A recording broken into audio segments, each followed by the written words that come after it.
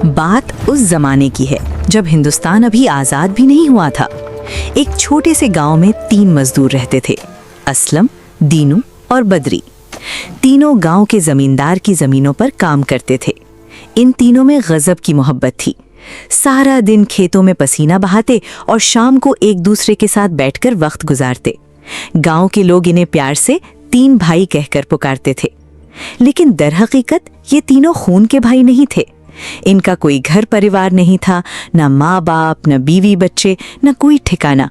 ये तीनों अलग अलग राहों से भटककर यहाँ आए थे और इत्तेफाक से एक दूसरे से मिल गए थे। इन्होंने अपनी झोपड़ियाँ खेतों के बीच ही बना ली थी। शाम को झोपड़ी के बाहर चारपाइयाँ डालकर बैठ जाते, सर्दी होती तो लकड़ियाँ जलाकर आग तापते और रात गहरी होने तक बातें करते, फिर वहीं सो जाते। जमींदार इनके काम से बेहद खुश था। ये तीनों मेहनती भी थे और ईमानदार भी, और साथ ही खेतों का पहरा भी देते थे। लेकिन एक राज था। इन तीनों को एक दूसरे के बारे में एक ऐसी बात पता थी जो गांव के किसी और इंसान को मालूम नहीं थी। ये तीनों कभी चोर हुआ करते थे। एक शाम जब तीनों काम से फारिग होकर आग के पास बैठे थे, तब बद्री के दिल में एक ख्याल आया। भाइयों, हम इतने अरसे से साथ रह रहे हैं। हम जानते हैं कि हम तीनों पहले चोर रह चुके हैं, लेकिन आज मेरा दिल चाहता है कि जानूं आखिर ऐसा क्या हुआ जो तुमने भी मेरी तरह सच्ची तौबा कर ली। असलम हल्की मुस्कुराहट के साथ, अरे मियाँ रहने दो, गड़े मुर्दे मत उखाड़ो। दीनू, नहीं असलम भैया, आज बता ही दो, एक दूसरे के राज साझा कर लेते हैं। तीनों ने एक दूसरे को रजामंदी दी। चंद लम्हों के लिए खामोशी छा गई और वो ढलती हुई शाम उन्हें माजी की यादों की तरफ खींच ले गई। असलम की कहानी। भाइयों, मैं अपनी जवानी में बहुत ही फुर्तीला चोर था। किसी भी तरह का ताला खोलना मेरे लिए कोई मुश्किल नहीं था। लेकिन एक दिन मैंने एक ऐसी चोरी की जिसने मेरी जिंदगी बदल कर रख दी। असलम ने बताया कि उनके करीबी गांव में एक रईस बूढ़ी औरत रहती थी। लोग उसे अम्मा जी कहते थे। बहुत सलीकेमंद और बावकार शख्सियत। उनके दरवाजे से कोई सवाली खाली हाथ नहीं जाता था। उनकी शोहरत सुनकर मेरे दिल में लालच जाग उठा। मैंने सोचा, इतनी दौलत है तो ज़रूर कहीं छुपाई होगी। मैंने उनके घर काम मांगा। उन्होंने मुझे रख लिया। असलम ने 4 महीने उनके घर काम किया। अम्मा जी ने कभी 1 पैसे की भी बदगुमानी नहीं की। जिस दिन असलम ने काम छोड़ा, उन्होंने 1-1 रुपए का हिसाब करके हथेली पर रखा और दिल से शुक्रिया अदा किया। लेकिन मेरा इरादा अभी भी नेक नहीं था। मैं घर के हर कोने से वाकिफ हो चुका था।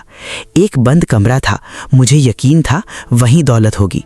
मैं 6 महीने बाद वापस आया, रात के अंधेरे में। सर्दियों की लंबी रात थी। असलम दबे पांव उस कमरे तक पहुंचा। पुराने ताले पर हथौड़े का एक वार और ताला टूट गया। अंदर माचिस जलाई तो सामने दिया नजर आया। दिया जलाया और कमरे में रोशनी फैली।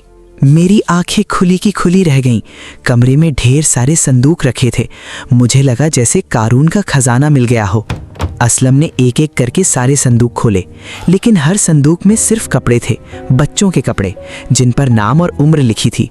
दिल में गुस्सा उमड़ आया। फिर एक छोटी सी डिबिया मिली। बाहर मुर्गे की बांग। सुबह होने वाली थी। डिबिया लेकर भाग निकला। मुझे लगा इसमें हीरे मोती होंगे, लेकिन जब खोला तो सुइयां थीं, छोटी से बड़ी तक, और साथ में एक पर्ची। उस पर्ची पर लिखा था, ये सुइया मेरी कामयाबी का जरिया है। मेरे पास जितनी भी दौलत है, मैंने इन सुइयों से सिलाई करके कमाई है। मेरी औलाद मुझे बचपन की यादों के साथ छोड़कर चली गई और कभी पलटकर नहीं देखा। मैं इन कपड़ों की खुशबू के सहारे जीती हूँ। यही मेरा सब कुछ है। वो पर्ची पढ़कर मेरे पांव तले जमीन खिसक गई। एक बूढ़ी माँ जिसे उसके बच्चों ने छोड़ दिया था, वो अकेले सुइयां चलाकर अपनी जिंदगी गुजार रही थी और मैं उसे लूटने आया था। मुझे खुद पर शर्म आई। उसी रोज मैंने कसम खाई, अब कभी चोरी नहीं। दीनू की कहानी। थोड़ी खामोशी के बाद दीनू ने बात शुरू की। मेरी जिंदगी भी एक ऐसे वाकये ने बदली जो मैंने कभी नहीं सोचा था। दीनू ने बताया कि कम उम्र में ही उसने चोरी शुरू कर दी थी। बाप की दौलत जल्दी उड़ा दी। फिर जब भी पैसों की ज़रूरत होती, किसी अमीर के ईंट के भट्टे पर थोड़ी बहुत मजदूरी करता और बाकी चोरी से पूरा कर लेता।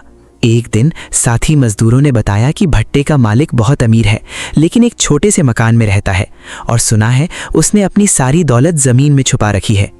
दीनू की आंखें चमक उठीं। उसने मालिक से गुजारिश की, मुझे ज़मीन पर काम पर रख लो। मालिक ने रख लिया। दीनू काम कम करता, जमीन खोदता ज्यादा। एक दिन मालिक आया और गन्ने के खेत में एक जगह बैठकर गन्ना खाने लगा। अगले दिन फिर वही जगह। दीनू को शक हुआ। मैंने पूछ लिया, जनाब रोज इसी जगह से गन्ना क्यों तोड़ते हैं? मालिक मुस्कुराया, दीनू को पास बिठाया और एक लंबी कहानी सुनाई। बेटा, मैं पहले बहुत लालची था। मैंने सोना, चांदी, सिक्के सब जमा कर लिया, एक कमरे में रख दिया। फिर सोचा इसका पहरेदार चाहिए। किसी इंसान पर भरोसा नहीं कर सकता था, तो मैंने एक सपेरे से सांप लाकर उस खजाने पर बिठा दिया। फिर एक दिन मुझे दमे की बीमारी लग गई। हकीम ने कहा लाइलाज है, बस 1 महीने के मेहमान हो। एक बुजुर्ग ने सलाह दी, बेटा दौलत का लालच छोड़ दे, गरीबों की मदद कर। मैं घर आया, अपनी सारी दौलत का 90% हिस्सा गरीबों में बांट दिया। सांप को मारकर एक खेत में दफन कर दिया। फिर रास्ते में एक खेत से मैंने गन्ना तोड़कर खाया। कुछ दिनों में हैरत हुई, मैं ठीक हो रहा था। हकीम के पास गया तो वो खुशी से पागल हो गए। बोले, बेटा तुम्हारी बीमारी जड़ से खत्म हो गई। और जब खुदाई की तो उसी जमीन में वही मुर्दा सांप निकला जिसकी दवा तुम्हारी बीमारी का एकमात्र इलाज थी। ये मेरी उस नेकी का सिला था जो मेरी शिफा का बायस बनी। इसीलिए मैं रोज इसी जगह से गन्ना तोड़कर खाता हूँ। उसकी बात सुनकर मेरा दिल बदल गया। मैंने उसे सब सच बता दिया और उसी दिन कसम खाई, अब चोरी नहीं, जो मिलेगा मेहनत से मिलेगा। मैं भी चुपके से उसी बस में सवार हो गया। बस दूसरे गांव पहुंची। रेहान के वालिद एक कब्रिस्तान में गए। एक कोने में एक दरख्त के साये में 3 नन्ही नन्ही कब्रें। वो उन कब्रों के पास बैठ गए। आंखों से आंसू बह रहे थे, कब्रों पर हाथ फेर रहे थे। दूसरे दिन फिर वही, तीसरे दिन फिर वही। बदरी छुप कर देखता रहा। फिर 2 बुजुर्ग वहां से गुजरे। उन्होंने उस अफसर को देखा और आपस में बात करने लगे। बदरी कान लगाकर सुनता रहा।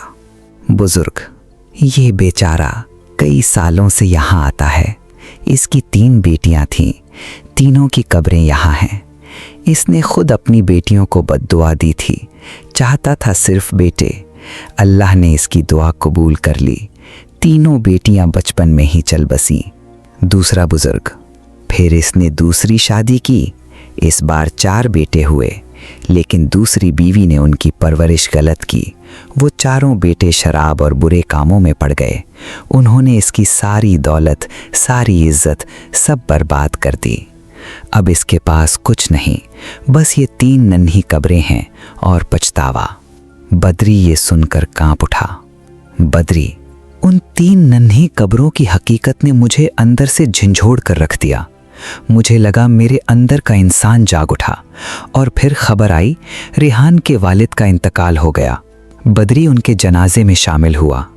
एक बेबस आदमी की मैयत जिसे लूटने के इरादे से वो वहां आया था। बदरी रोते हुए, उसी वक्त मैंने सच्ची तौबा कर ली, सब कुछ छोड़ दिया और यहाँ आ गया। अंत। बदरी की कहानी खत्म हुई। असलम और दीनू की आंखें भी नम थीं। तीनों ने उस रात एक वादा किया, हमेशा साथ रहेंगे, एक दूसरे का सहारा देंगे और मेहनत की रोटी खाएंगे। तीनों की जिंदगियां बदली थीं, किसी एक बड़े मौके से नहीं, बल्कि एक छोटी सी मुलाकात से, एक पर्ची से, 3 नन्ही कब्रों से। इंसान को बदलने के लिए कभी कभी जिंदगी एक आईना सामने रख देती है। फिर ये हम पर है, क्या हम उस आईने में अपना असली चेहरा देख पाते हैं? अगर आपको ये कहानी अच्छी लगी हो तो हमारे चैनल को सब्सक्राइब करना मत भूलिए। साथ में बेल आइकन भी ज़रूर दबा दीजिए ताकि हमारी आने वाली नई वीडियो सबसे पहले आप तक पहुंच सके। वीडियो देखने के लिए दिल से बहुत बहुत शुक्रिया।